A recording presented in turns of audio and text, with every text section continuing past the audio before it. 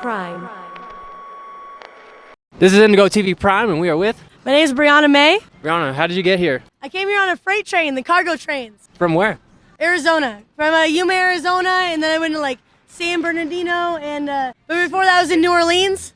I went from New Orleans to like Meridian, Mississippi, and Little Rock, Arkansas. I've been all over the country. So you've mainly been just traveling on hitchhiking or freight trains? Freight trains, hitchhiking, all over the country. Only states I haven't been to is Maine, Vermont, Rhode Island, and Michigan. So where are you from, actually? I'm from Seattle, Washington. You know where Jimi Hendrix is from. Yeah. Yeah. How long did you stay there until you started hitchhiking? I would say I was like 20 years old. You know, I had a really bad like life, and I was like addicted to drugs and all those things. And then, you know, one day my grandma lives out in Quartzsite, where like this big rock show of like crystals and stuff. You know what I'm talking about? It's kind of like in Tucson. They have like this big rock show. So my grandma lived out there. And my mom was like, "You want to change your life? Get to go see your grandma." I would go see her, and I met a bunch of travelers and train hoppers, and it changed my life.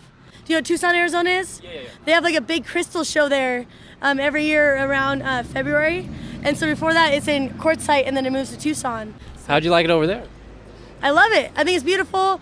There's like a new mayor that like owns the town now, and so like we can't really have like a lot of gatherings there anymore. Like, you know, like do you know what rainbow gatherings are? No, what's that? Rainbow gatherings are like back in like the 60s, after Woodstock and everything, they created like this thing called the Rainbow Gatherings, and we gather for like 14 days at a time in national forests, and we pray for world peace and hold hands in a circle in Ohm, and like it's everywhere. It's all over the country. And this year in Colorado, we're having the international gathering of the whole world. Sometimes they have in like Hawaii or in like Japan. Yeah, it's like almost like Woodstock, but it's so like in our amendments, it says that we're allowed to gather peacefully for 14 days at a time in national forests. So we do that, and we exercise that right, and we like hold hands and like have like free food, and it's all barter system. There's no money involved. There's no nothing. It's all free. And I don't know where I was going with that, but rainbow changed my life. Yeah, the rainbow and traveling changed my life 100%. Did you meet a lot of good people at the rainbow events? Oh God, yeah. People with school buses still, and like hanging out and making kitchens, and like, you know, brewing coffee every morning and having campfires at night. Sorry to say, but sometimes tripping on LSD and mushrooms, and just like, fuck yeah, hey, you know what I mean? Yeah, just like having a good time, you know. And did you go there by yourself? I went there by myself on a Greyhound to go see my grandma. Oops, sorry about that. I went there by myself to go see my grandma, and then you know, some of the people there was like, you know, I see potential in you, and I want you to learn. They call it dirty kid training.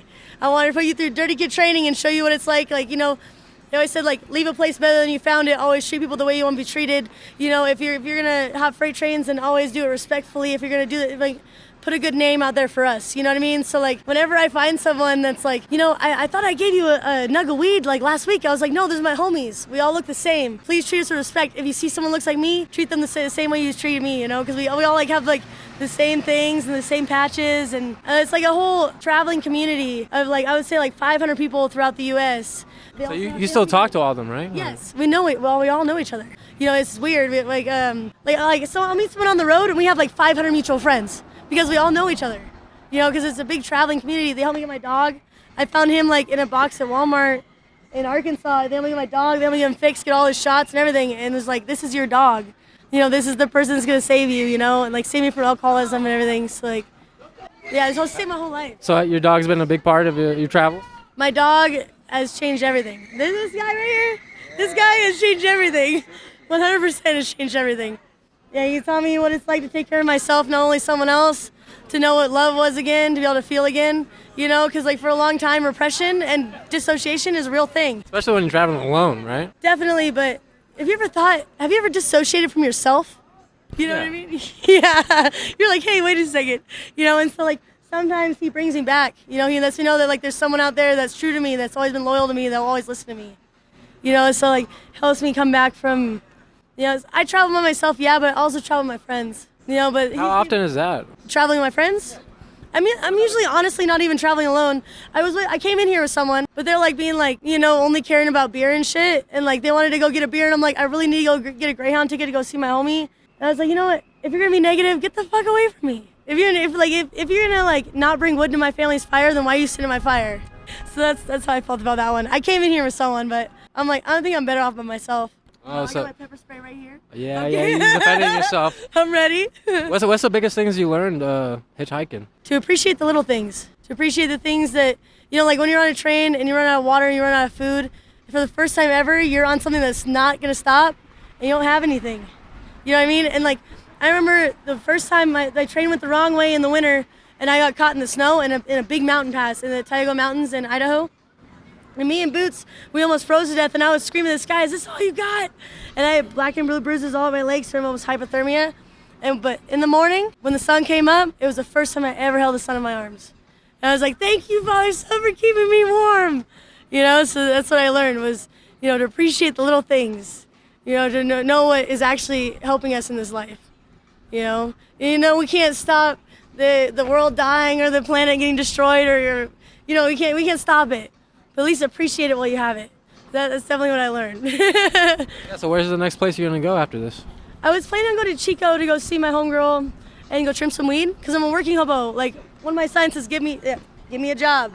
I work. You know what I mean? Yeah. So, but I want to go trim some weed. But do you think that's important to work for your? I think it's important, but I also want to go east because I like the East Coast because the West Coast is so ruined by drugs and shit. You know what I mean? It's so fucked up. It's really bad. Have you been to the East Coast though? Oh yeah. It's way better over there, or what? I like the East Coast. See, the thing is like there's a lot of respect there still. Like there's still like respect. Like the common denominator of, hey man, I know you're sitting here flying a sign, you're being respectful. Like, can I have this in a couple hours? So just like stepping over me and asking me if I need drugs. Like, no, dude, I don't fuck around. Can you please get away from me? People are just like drooling, staring at you. So you feel like people are way more mistreated on this side of the country? Yeah, it's been fucked off last couple of years. I don't know what happened, but this whole side of the country is just like that. It's just like that. Wait, how old are you now, if you don't mind me asking? 24. So it's been 4 years. Yeah, I've tried. Yeah, it's been about 4 years. Yeah, almost 5. We've been doing the damn thing. This dog has had more freight trains than years you've been alive. I'm guaranteeing that. It's been over 100. How old do you think I am? I'm saying he's hopped over 100 freight trains. Oh, 100 freight trains. Yeah. I thought you were asking my age. I was like, last summer I lost count at 46. Yeah. So just saying. Does it get dangerous on hopping freight trains? No, there's actually he loves it. This dog loves it. He'll hop right on it for me. Like he knows how to hop freight trains better than I do. Yeah, I mean he likes looking out it's not dangerous. You gotta know how to do it. I was taught by older cats that chose me. Like I said, I went to New Orleans and they're like, kid, we see like potential in you and want to put you through dirty kid training, and taught me how to do the things I know how to do.